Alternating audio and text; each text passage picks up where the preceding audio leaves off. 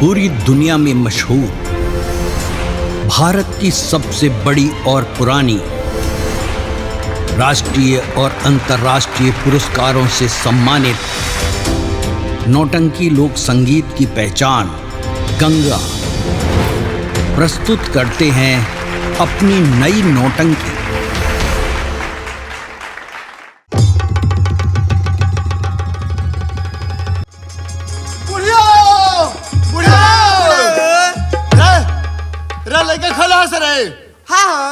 लेकर खाए कौन कौन पर भाई तू जानता रहा, तू ही जानता रहा, हम ले कौन के मोह नहीं छे हमरा। रे बुढ़िया देख, बड़ा कृपा भइल बा भगवान के कि हमनी के बेटा बेटी को भगवान दे दहन। हां बड़ू, हमनी के ना खा जाई लेकिन लेकर के भोर पेट खिया लई। हां जी बुढ़िया रे, बेटा और बेटी के दर्द ओकरा पूछ दे, बेटा बेटी नहीं खे, सही एगो लड़का खाते एगो लड़की नहीं खाती, ये औलाद खाते हमने काला दावत मुड़ के रहना कौन रे। सही कहता नहीं रवा जी। कितना भारा बकरी जा, कितना भगवान का आराधना कौन जा, देवी देवता को कौन जा, लेकिन भगवान ऐसे हमने कोई नहीं किए औलाद न दहनी। लेकिन लास्ट समय में बुढ़ानी समैया में हमने के दू औलाद दे दहनी। ए बुढ़िया बोली देख, हमने के ना खेल लेकर कोई कमी ना होखे, लेकर के मन से पढ़ा के बा, अब पढ़ा लिखा के ये साबित कर देवे के बा कि गरीबों को मन में इच्छा होला कि बेटा बेटी हमारे पढ़ लिए कौन साहब बने, कौन ऑफिसर बने। हां जी बड़े सुंदर बाबू बबनी खुश रहो। प्रणाम भाई। खुश रह बाबू, प्रणाम भाई, खुश रह बबनी। बाबूजी काहे खातिर बोलावनी है सुंदर का हो तर लइको हो सोन रे रे मुसौसा तोरी के बात कह दे से तोरे दोनों ते बहाना अच्छा कि इलो निसंतानी बा, इनका बाल बच्चा हो नहीं देखे। अच्छा तो का कर माने हो गइल त का करबो हैं का करबो हमार बेटा अच्छा हमार बेटी हां और के हमके निसंतानी कही रे ओइठा मन ढेर का हो? समांग देखले ढेर धधाए के ना ए फतर पर बोला त कुट देव से जला लबल लबल हाथ में छोड़ लई के लगी खा रहो का कर कोई कोची हो अरे तोरा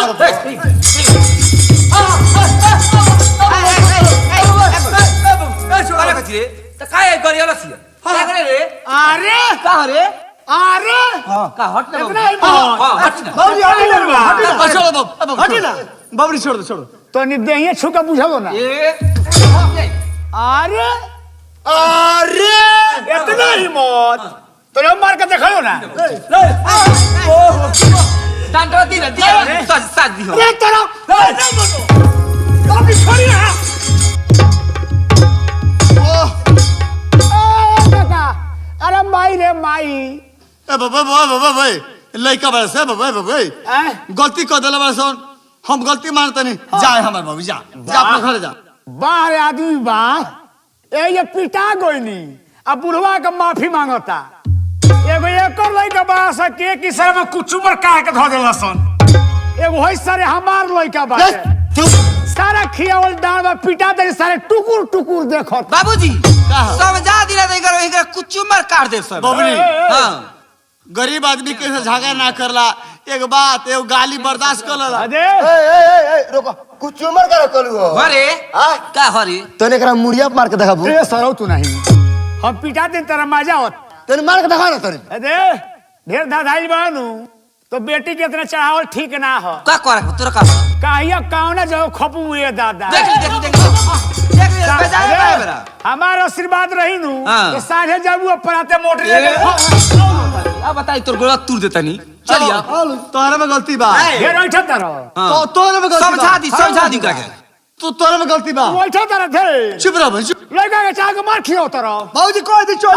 चुपचाप, तोहरे में गलती बा।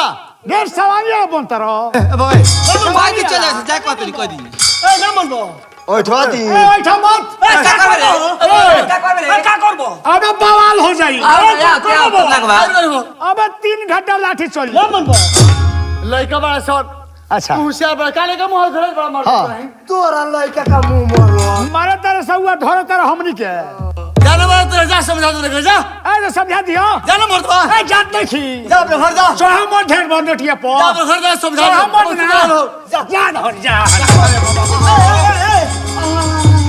जाई समझाई ए जा कहता है सब लगवा मोह जब तोर समझावला फिर मानी तू का चलो ना तो बहिया बात धोखेबाज बड़ा सा हो बाबू रे सीमा चलो चलो हमरा कोगरे बोला ले सब वहां हट के भाग गए जाई समझाई औरी अरे हमनी के उ मरद है सन उ मरद कि चाहा के जगरे एक बार होई से दिलसन फिर हमनी के पाजरा ना सके अब कपारे फाड़ दी दादा का रे का हो ए भाई जाना बाबू अपना घर जा अपना तो घर है होशियार हो लेकर का चलो और समझा दे जा अदे उनको समझा दिया लाठी चलाओ तारी जाना मर्दवा लाठी चलाओ तारी तेरा चूल्ही में बम ना रख दे हनी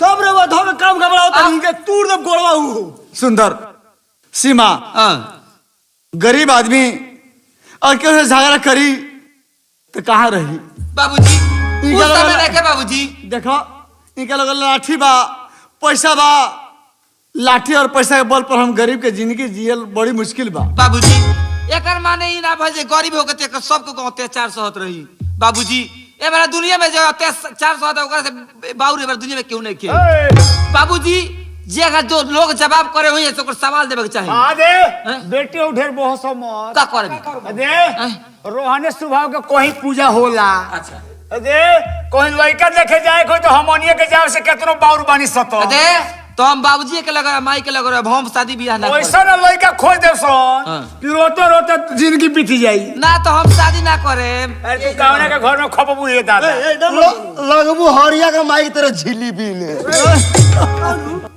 मला छवते ना आनु ने बाबूजी माई काहे का हमनी के बोलौनी हलो सीमा आ सुंदर है ना अब देखो सब काम एक और हमने ज्यादा कहा ठहरी रखकर करो ये मतलब ना भाई कि हमारे माई बाप माटी के बर्तन बनावल बाजारे बाजारे गाँव गाँव बेचल तो हम बनाओ तनी तू माटी के बर्तन बनवा बेचबा देखो तो उन लोग दोनों आदमी मन से पढ़े लोगिन हां बाबूजी हमने के जब तक शरीर में सांस रही मेहनत मजदूरी करके बर्तन बना के बर्तन बेच के तालों के कपड़ा लाता कॉपी किताब खरीद के देव जा आ तू लोग पढ़े लोगिन बाबू बाबूजी पढ़ाई के तो बात ठीक बा पढ़े तो जेबे कले से जौन भैया पढ़ाई को देले का मत कहा हम ना कहे का हो ओइ पढ़े जाले सुंदर अरे सीमा का कहती है ए बाबूजी आय? ओइ पढ़े जाले हाँ। पढ़े तो जेबे करले का करले बेग रख देले स्कूली में हाँ। आ जाके लइकन से गेना बैठ खेलेले ना बाबूजी ई बात ना हो बाबूजी तारे के बहुत मार मारे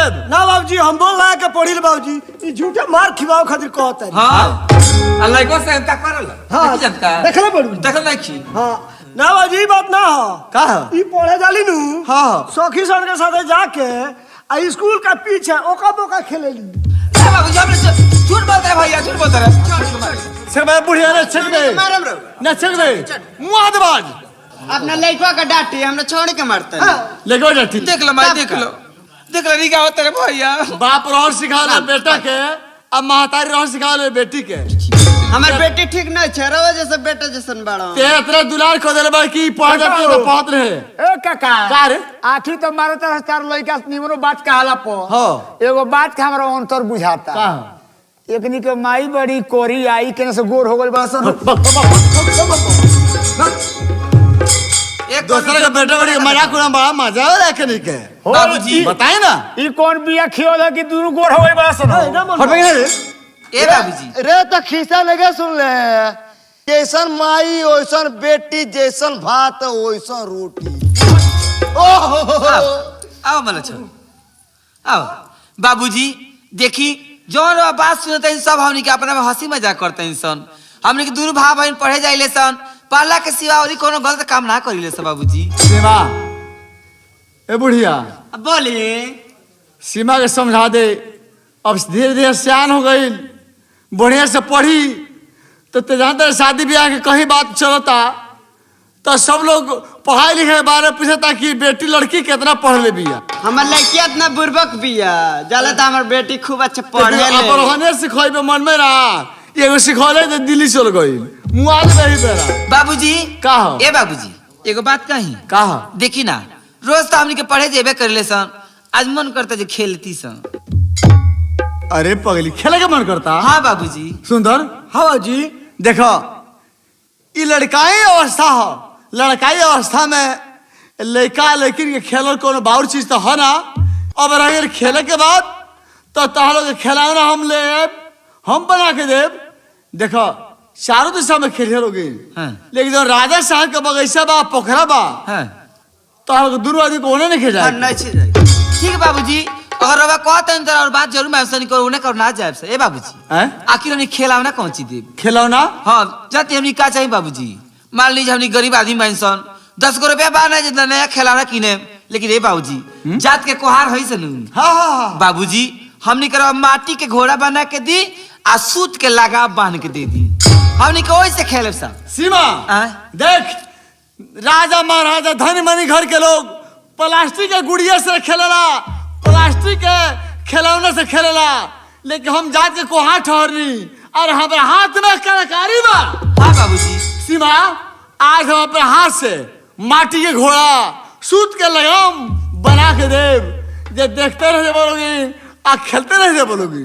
सीमा सुंदर हम अबे माटी के घोड़ा और सूत के लगाम लिया के देते नहीं बुढ़िया रे। हाँ बोली चल माटी घोड़ा सूत के लगाम लेके दिया चली चलात रहे लो। ए बुढ़ा हमारे दोनों बच्चा अपने खुश बाड़ा से नहीं खेला ना चले के बनावल जाए। तो पुरानी नया का बात कइलो हनु हाँ तो रास्ता पकड़ी नार अब बूढ़ी समय के बियाह दोसरा खाती होला। जा जा जा अपना घर जा जा जा अपना घर जा। जाए बाबूजी हमने हमारा- खिलौना लेके आई। हमारे महाराज से सती केहू के महाराज होई का ना ना बाप रे भाई ई नर्मदा ही हो। ए बाबूजी हाँ? जाए खिलौना लेके आई। तनी मनी सती बड़ी किंगा रोहन के पूरा श्रीपुर बाजार में हल्ला बा। हट आई। गए ये देख ना बाबूजी बाबूजी जाए खिलौना लेके आई। रे बुढ़िया हाँ बोली आओ ले आओ खिलाओ ना मां चले। आओ बाप मर के चल चल भैया ए भैया हाँ शिवा। आज बड़ी खुशी की बात है बाबूजी हमारी हमनी के खेले खाती खिलौना देता नहीं लो। हाँ भैया आज पढ़े ना जाए ले काल पढ़े चल लेकिन आज खिलौना से खेल के तब चल रही आज खेला जाए पढ़े ना जाए ले ना। सुंदर हाँ जी हाय माटी के घोड़ा और सूत के लगाम सुंदर बानू बाबूजी हाँ जी घोड़ा हाय देख हाय घोड़ा हो सो ये बात ना हो। हाँ हाँ माटिया का घोड़ा होता है सूत के लगाव नहीं लगो। हाय घोड़ा हो सो हाँ अचार गो गोड़ बा हाय देख ओए हाय बीचो में का लटकल बा पूछो बीचो में लटकल बा तन पूछो ऐ। तोरा का बुझाई ना हम कोई को हो गोड़े हो हट मार लादरा बा बाबूजी अब वाले जान लो हमने खेले जाते हैं सर। सुंदर हाँ बाप जी माटी घोड़ा सूत के लगाम तो बना के दे दे तोहरा कौन के लेकिन याद रखो पगली खिलाते नहीं। उत्तर दिशा में हाँ राजा साहब का पोखरा तोर बगीचा में रखे जाके ना जाए सर। एकदम चार दिशा में खेलिए लोग घूमे लोगी लेकिन उन्हें तोरा दोनों दिन रखे जाके ठीक है बाबूजी। जा जरा बुढ़िया कितना अच्छा खुश बाबुआ बाबू नहीं लागत है कितना अच्छा लागत है। बुढ़िया इधर हम ज्यादा कहा है देख माटी के बर्तन कितना माटी कितना बढ़िया सुंदर घोड़ा बनौलो बनी बाबूजी ये तो रोटी बनावला क्या कहले हम सोबर ना बनी। ठीक है बाबूजी अब रोल जाइन होने का आशीर्वाद दिलो आ रोल जाइन लो अपन काम करियो। खुश रहो बाबू बाबू हाँ बाप जी बुढ़िया खुश रहो। जतनी माई खुश रहो। सीमा याद रखे राजा के पोखरा का नहीं जाके ना जाए से बाबूजी। ठीक बाबा जी हमने के ना जाए चला बुढ़िया कहाँ जी अकेले जेबू साथे चलो हरिया रात में चुरली बड़ी से रास्ता में चली आओ भैया हाँ सीमा ए भैया बाबूजी हमारी हमनी कहनी हो जे सब जगह खेले जे लो राजा के पोखरा के बगीचा के लोग खेले मंजी हलो लेकिन ए भैया हमारा इच्छा करता है आखिर बाबूजी हमारी हमनी काहे मना करनी जे राजा के पोखरा तो लगे मंजी हलो ओमे कौन राज बा कौन राज बा आ राज देखे खातिर हमनी के आज राजे के पोखरा तो खेले चल रही हाँ सीमा तो लोग ने कुल जानो ना ए तू ना जानो ना बे मजे राजा का पोखरा में इंदिरासन के जगह मिलेला इतना सुंदर बका इतना सुंदर भैया हाँ? आज वही जग चल रही चल देखा भैया जे के भगवान ना बिगाड़े लोग के बिगड़ला बिगड़ी ना बनावे लेके आदमी या बिगाड़े लेके आदमी। अगर भगवान बिगाड़ दिए तो क्यों बनौले बनी ना, अब भगवान बना दी है तो क्यों बिगड़ले बिगड़ी ना। चलेगा सीमा। हो जे के राम ना बिगड़ी है ओ कर लोग का बिगाड़ी। जेके राम ना बिगड़ी है ओकर लोग का बिगाड़ी। रही जे कृपा भगवान के निर्बल न तो बहारी। जेके राम ना बिगड़ी है ओकर लोग का बिगाड़। जेके राम ना बिगड़ी है ओकर लोग का बिगाड़ी। हरदम त बुरा चाहेला दुनिया में हो मुदैया। ईश्वर के बिना मर्जी के डोलेला ना पतैया। हरदम त बुरा चाहेला दुनिया में हो मुदैया। मीना के मर्जी के डोलेला ना पतैया। परमारी बात शासन के परमारी बात शासन के गीत ना गीत तानी। जेके राम ना बिगड़ी है ओकर लोग का बिगाड़ी। जेके राम ना बिगड़ी है ओकर लोग का बिगाड़ी। परेशान भले होला मन दुश्मन के दाव से। ऐसन भी होला जग में दर्द होला न घाव से।